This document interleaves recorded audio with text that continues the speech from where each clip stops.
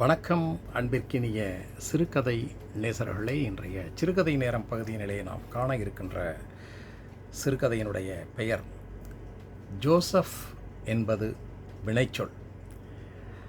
கிட்டத்தட்ட இது ஒரு நவீனத்திய கதையாக அமைந்திருக்கிறது. மிக பழமையான எழுத்தாளர்கள் அல்லாது இப்போதைய எழுத்தாளர்கள், புதுமையான எழுத்தாளர்களுடைய படைப்பாக இருக்கிறது. திரு மயூரா ரத்னசாமி அவர்கள் எழுதிய சிறுகதை ஜோசப் என்பது வினைச்சொல். நேரடியாக நாம் இப்பொழுது கதைக்குள் செல்வோம் நேயர்களே. ராமநாதனுக்கு காலையில் எழுந்ததும் ஜோசப்பின் நினைவு வந்தது. வீட்டுக்கு பின்னால் கிறிஸ்து அரசர் ஆலயத்தினுடைய மணி ஒலிப்பது காலை நிசப்தத்தில் மிக தெளிவாக கேட்டது. ஜோசப்பை இன்றாவது எனக்கு காட்டு கடவுளே என்று அவருடைய மனம் வேண்டிக்கொண்டே இருந்தது. அவருக்கே ஆச்சரியமாக கூட இருந்தது. இதுவரை கிறிஸ்துவிடமும் அவர் எதுவும் வேண்டிக் கொண்டது இல்லை. ஆனால் அவரது மனைவி கமலமும் மகள் சாவித்திரியும் செவ்வாய்க்கிழமைகளில் புளியக்குளம் அந்தோணியார் கோவிலுக்கு செல்வதை வழக்கமாக்கி கொண்டிருந்தார்கள். அங்குதான் சாவித்திரி ஆண்டனியை சந்தித்தாள். சாவித்திரனுடைய நினைவு மனதிலே வந்ததும் ராமநாதனுடைய வாய் ஓடு காளிச்சிருக்கி என்று கோபத்திலே முணுமுணுத்தது. சொடக்கு போடும் நேரத்திலே அது நடந்துவிட்டது. சாலையில் நடந்து கொண்டிருக்கிறார். ஏதோ ஒரு மயக்க நிலை. எதிரே யம வேகத்திலே ஒரு லாரி ஒன்று வந்து கொண்டிருப்பது காணல் நீர் நெளிவது போல தெரிந்தது. இன்னும் ஒரு எட்டு வைத்திருந்தால் விழுந்திருப்பார். அப்பொழுதுதான் அந்த அதிசயம் நிகழ்ந்தது. எந்த திசையிலிருந்து அவன் தோன்றினான் என்று அறுதியிட்டு கூற முடியாதபடி வந்த அவன் ராமநாதனை ஓரமாக எடுத்து நடைபாதையில் தள்ளிவிட்டு தானும் அப்பாலே விழுந்து விட்டான். மெதுவாக எழுந்து உட்கார்ந்த போது யாரோ தண்ணீர் பாட்டிலை நீட்டினார்கள். தான் உயிரோடு இருப்பதை நம்ப முடியாதவராக சுற்றுமுற்றும் பார்த்தார் ராமநாதன். கண்களிலே பீதி இன்னமும் மிச்சம் இருந்தது. தன்னால் பேச முடியுமா என்பதில் அவருக்கு சந்தேகம் இருந்தது. அப்பொழுதுதான் அவனை முழுதாக பார்த்தார். கையெடுத்து கும்பிட்டார். சார், லாரியை கவனிக்காமல் வந்துட்டீங்க சார். ஆமாப்பா, காலையில் எதுவும் சாப்பிடலை. அதான் சுகர் லெவல் ரொம்ப குறைஞ்சி போய் ஒரு மாதிரி தலைக்கிருக்கிறப்ப வந்துருச்சு போல இருக்கு. வாங்க சார், ஒரு சூடாக ஒரு டீ சாப்பிடலாம் ப்ளீஸ். வாங்க. வேணாப்பா, வேணாம். கொஞ்சோண்டு குளுக்கோஸ் வச்சுருக்கேன். லேசாக குளுக்கோஸ் சாப்பிட்டா சரியாயிடும். தம்பி, உன் பேர் என்ன என்றார். Joseph sir. என்ன செய்கிற நீ?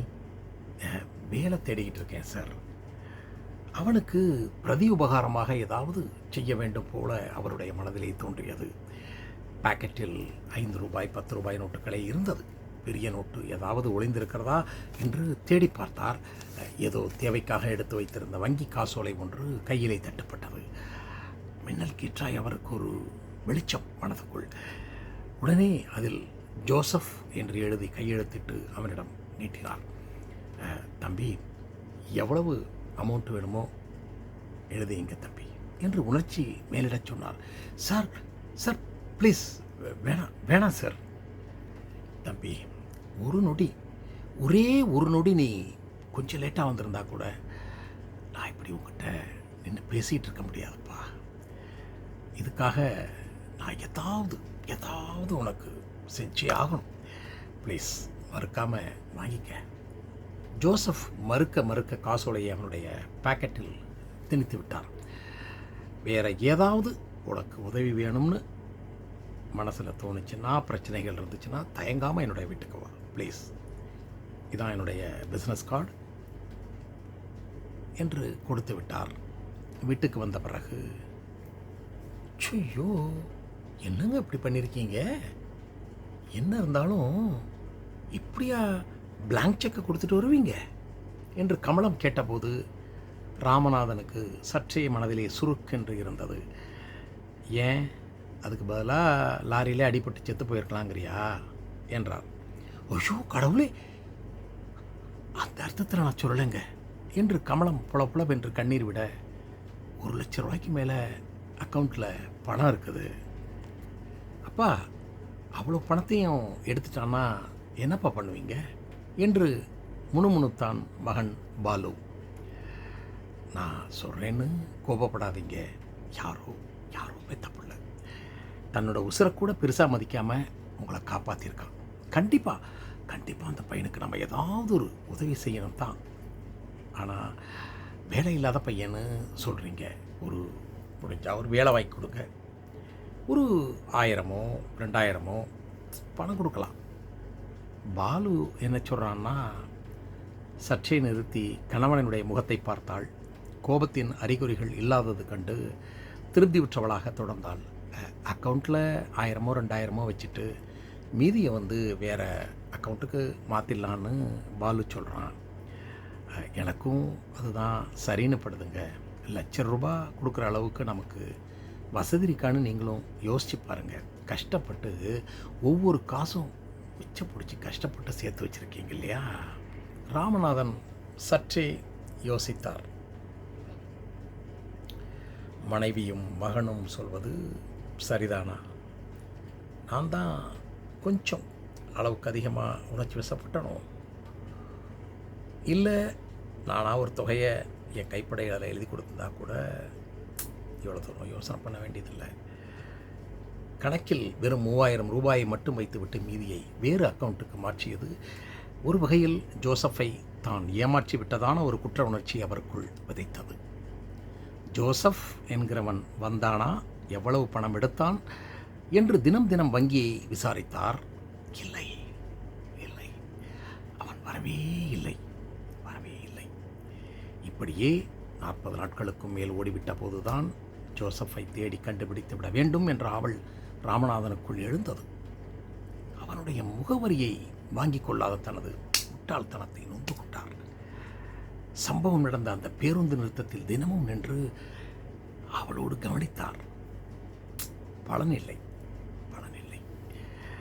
நாளாக ஆக ஜோசப்பின் முகம் தன் நினைவுகளிலிருந்து கொஞ்சமாக மறைந்து வருவது குறித்து உளமாற கலக்கமுற்றுவிட்டார். கிடைத்தற்கரிய இந்த ஒரு வாய்ப்பை சாமர்த்தியமாக பயன்படுத்தி கொண்டு அவன் ஒரு கணிசமான தொகையை அவர் கணக்கிலிருந்து எடுத்து போயிருக்கலாம். ஆனால் அவன் அப்படி செய்யாதது ராமநாதனுக்கு அவன் மீது இருந்த மதிப்பை மேலும் அதிகரிக்கச் செய்தது. எப்படியாவது ஒரு நாள் அவன் தன்னை தேடி வருவான் என்ற நம்பிக்கை அவருக்குள் பதிந்திருந்தது. துடுசையம்பதி விருந்தீஸ்வரர் கோவிலில் அன்று கூட்டம் சற்று அதிகம்தான். நீண்ட நாட்களுக்கு பிறகு ராமநாதனுடைய மனம் சற்றே அமைதியாக இருந்தது. அர்ச்சனை சீட்டு வாங்கும்போது கமலம், ஜோசப் அப்படிங்கிற பேருக்கும் ஒரு அர்ச்சனை சீட்டு வாங்கு என்றார். கமலம் ஆச்சரியப்படவில்லை. புளியகுளம் அந்தோனியாரிடம் கூட அவள் இப்பொழுதெல்லாம் ஜோசப்புக்கான வேண்டுதலையும் அவர் சொல்லாமலே வைத்திருந்தாளே. அந்தோனியார் கோவில் என்றதும் மகள் சாவித்திரனுடைய நினைப்பு அவள் மனதிலே எழுந்தது. 4 வருடங்கள் ஆகிவிட்டது. சாவித்திரி ஆண்டனியை திருமணம் செய்து கொண்டு போய் அதன் பின் கமலம் இதுவரை சாவித்திரியை போய் பார்க்கவே இல்லை. பாலு மட்டும் அவ்வப்பொழுது சாவித்திரியை அங்கே பார்த்தேன், இங்கே கடத்தரில் பார்த்தேன், உன்னை பற்றி ரொம்ப விசாரிச்சா என்பான். கண்ணிலே நீர் வழியை கேட்டுக்கொண்டுவாள் கமலம்.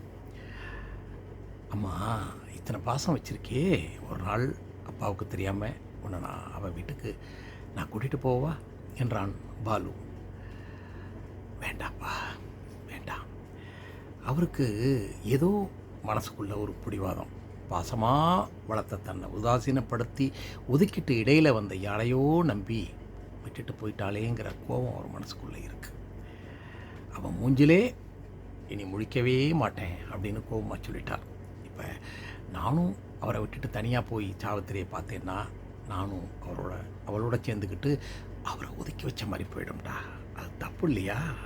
அப்புறம் அவர் உடஞ்சி போயிடுவார், மனசார உடஞ்சி போயிடுவார். பாவம், வேணாம், விட்டுடு. பிரகாரம் சுற்றி வந்து முன் மண்டபத்தில் உட்கார்ந்தார்கள். பாலு சாவித்திரியை பார்த்தானா என்றாள் கமலம் மெதுவாக. அது யாருக்காகவோ சொல்லப்பட்டது போல எங்கேயோ பார்த்து கொண்டு அமர்ந்திருந்தார் ராமநாதன். மதில் மேல் உட்கார்ந்திருந்த காகம் பறந்து செல்வதும் மறுபடி வந்து உட்காருவதுமாக இருந்தது. ஞாயிற்றுக்கிழமை நம்ம வீட்டுக்கு வர்றாங்களா? கமலம் இதை அனுமதி கேட்கும் விதமாக இன்றி தகவலாக மாத்திரம் சொன்னாள். உங்களுக்கும் எனக்கும் பழக்கமில்லாத யாரோ ஒரு பையன் உங்களோட உயிரை காப்பாற்றிருக்கான். என்ன மதம்னு அப்போ அவன் உங்களை கேட்டுக்கிட்டு காப்பாற்றினானான்னு கேட்டால் இல்லை நீங்கள் தான் பார்த்தீங்களா? உயிரோட மதிப்பு எல்லாருக்கும் சமந்தான். நம்ம சாவித்திரியும் ஆண்டனியை உயிருக்கு உயிராக நேசிச்சிருக்கான். மதம் அவளுக்கு தெரியலங்க. ஜோசஃபேரில் ஐயர் அர்ச்சனை பண்ணார் இல்லையா, கடவுள் ஒதுக்கிட்டாரா என்ன? அவன் மட்டும் ஏன் சாவித்திரியை ஒதுக்கணும்? அவர் என்ன பதில் சொல்ல போகிறார் என்பதை கேட்க மனம் ஆவல் கொண்டது கமலத்துக்கு. ஆனால் அந்த ஆவலை தான் கொண்டது போல் மதில் மேல் உட்கார்ந்திருந்த காகம் அவரையே பார்த்து கொண்டிருந்தது. அன்று ஞாயிற்றுக்கிழமை தயக்கத்துடன் பிறந்த வீட்டில் காலடி எடுத்து வைத்தாள் சாவித்திரி. உள்ளூர ஏதோ ஒன்று உடைந்து வழிய காத்திருந்தது.